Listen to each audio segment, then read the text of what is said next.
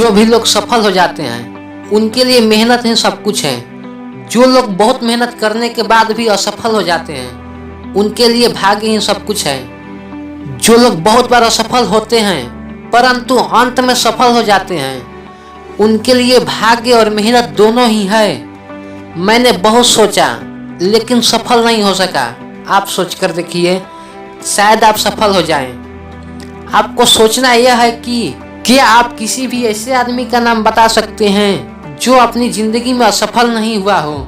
इसे आप यूं भी कह सकते हैं कि क्या आप पैदल चलने वाले एक ऐसे व्यक्ति का नाम बता सकते हो जो कभी गिरा नहीं हो।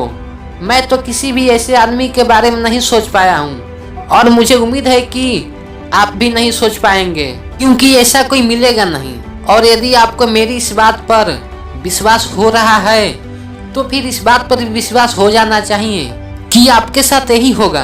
अक्सर होता यह है कि जब हम असफल हो जाते हैं तो अंदर से टूट जाते हैं। कुछ लोग इतना अधिक टूट जाते हैं कि उन्हें चारों तरफ अंधेरा ही अंधेरा दिखाई देने लगता है और वे सोचते हैं कि अब कुछ नहीं हो सकता, जबकि ऐसा होता नहीं है।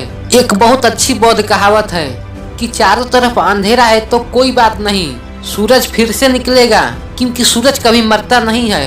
यहाँ मैं आपके लिए एक सच्ची कहानी प्रस्तुत करने जा रहा हूँ। यह कहानी उस आदमी की है जो 21 वर्ष की उम्र में व्यापार में असफल हुआ, 22 की उम्र में फिर से व्यापार में असफल हुआ, 26 साल की उम्र में उसकी प्रेमिका की मृत्यु हो गई, 27 साल की उम्र में वह नर्वस ब्रेकडाउन हो गया, 34 साल की उम्र में वह संसद के चुनाव में हारा, 36 साल की उम्र में फिर से हारा, 45 साल की उम्र में एक बार फिर से सीनेटर बनने से वंचित रहा और 52 साल की उम्र में वह अमेरिका का राष्ट्रपति बन गया।